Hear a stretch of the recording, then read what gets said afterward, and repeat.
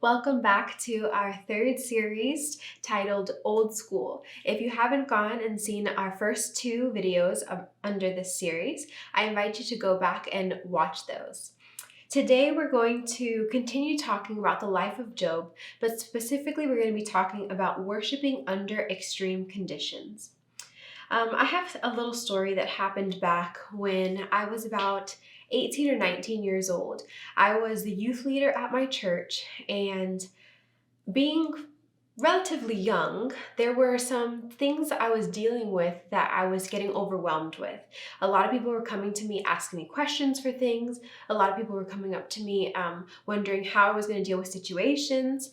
And it all kind of just started to pile up on top of each other to the point where I was like, I don't want to continue doing this. Like, I'm so tired, I'm exhausted, I'm overwhelmed. And specifically, it was after a worship practice that we had where more situations kind of just got in the mix of everything. And I was asked about certain things. And as I was leaving worship practice to go back home, I just began to cry. And I cried and I cried and I cried.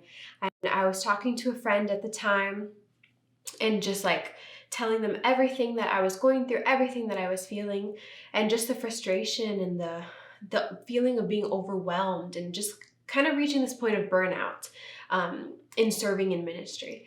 And so as I got home, then I went to my parents and I did the same thing. I just cried a whole bunch.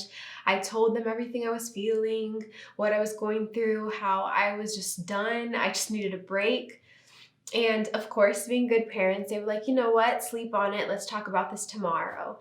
And in my mind, I was like, doesn't matter. Like, regardless, I will be taking a break because I know I'd be feeling the same way tomorrow.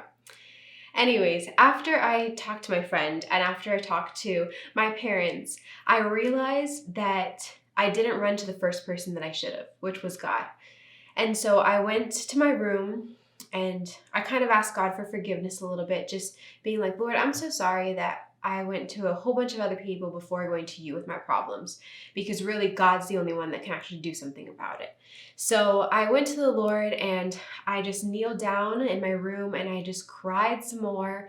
And I told God just everything that I was feeling, my frustrations. I explained to him every situation I was going through, all of the feelings that I had, why I was overwhelmed, why I was burnt out. And after telling God everything, I just began to sing my own song. And I began to say, Lord, you know what? I surrender. I surrender all this weight, all these burdens. I surrender. I leave them at your feet. Like, I don't want them anymore. They're yours. Because God, takes on our burdens for us. And so I just continue to sing this song of surrender to the Lord, just telling him, Lord, this is everything I'm struggling with, and you're the one in control, so here you go. And after that, I was just filled with so much peace. I was filled with so much just encouragement and strength to continue moving forward that once I went to bed and I woke up the next day, I woke up to a text from my mom, and it was an encouraging Bible verse that she had sent me. And I texted her back and I was like, I had an incredible time with the Lord last night. I feel so much better. And like, I'm ready to continue doing what I'm doing.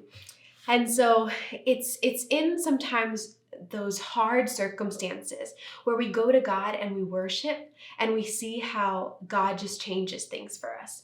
So today we're going to pick up in Job's story in Job 120. And by this point, Job has already been informed that he's lost his oxen, his donkeys, his sheep, his camels, his servants, his sons and daughters. And I don't know about you, but that is a lot to lose in one day. And this is how Job responds to all this news of him losing all these things. In Job 120, it says, at this, Job got up, tore his robe, and shaved his head. Then he fell to the ground in worship. So when things don't make sense, we do something that does make sense, which is worshiping the Lord. Because no matter what we go through, God is always worthy of our worship. So we see Job worship under these extreme conditions, losing his family, losing his livestock, losing his servants, everything. And he still decides to worship. So today, We're going to look at 3 things that happen when we worship. We know that when we worship, many things happen, but today we're just going to look at these 3. So the first one, when we worship, we surrender everything to God. So one thing that I thought was incredibly interesting about this passage was what Job did right before he worshiped. When Job's circumstances changed for the worse, Job shows his distress by ripping his robe, shaving his head. And back in the Old Testament, people would do this to show that they were mourning. Job, being this righteous man of God that the Bible calls him, he doesn't hide his frustration or his distress or his sadness from God. No, we see that he actually goes to God with them because he does this right before he worships the Lord. This shows us that when we get angry, when we get sad, all we have to do is, or the thing that's the most important is what we're going to do next. And so how will we respond? Will our sadness and our anger turn into bitterness? Will we resent God for what's happening? Or are we going to worship in the midst of our circumstances, giving God control of every part of you and allowing him to comfort you in this time? There's a quote from the Fire Bible commentary that states this, and I thought it summed everything up very, very well. It says, God will deal with our chaotic feelings and complaints if they're directed to him, not in rebellion, but in sincere trust in him as a loving God who knows what's best. So this is saying that we can come to God with our complaints, our doubts, our fears, and as long as we're directing them to him, not in rebellion, we will see that this loving Father knows best for us. And he's going to give us so much during that time of worship. In the midst of frustration or pain, we can worship God. We can bring our emotions to him and just be real with him. I mean, we have a relationship with him, so we might as well be real with him. And we're going to see how he comforts us and uplifts us in the midst of our worship. So our first point, when we worship, we surrender everything to God. Second, when we worship, our focus is no longer on our circumstance, but our focus shifts to the one who can control our circumstance, which is God. As we worship, we're reminded of the character of God. We're reminded that he's a loving Father, that he's our provider, that he's good and he's just, that he fights for us, that he's our comforter, and that he works all things for the good of those who love him.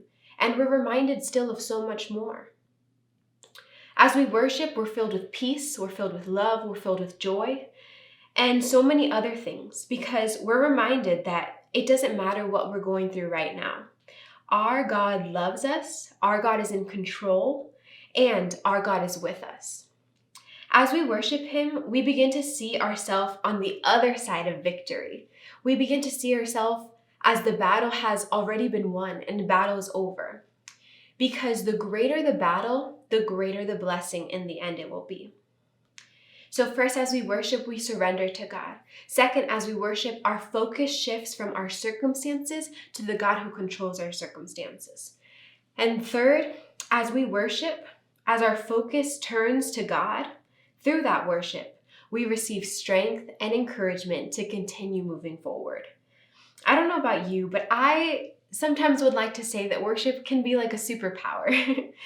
I don't know if this has happened to you, but there's been times where I've gone into a church service and maybe I've been sad or discouraged or just upset.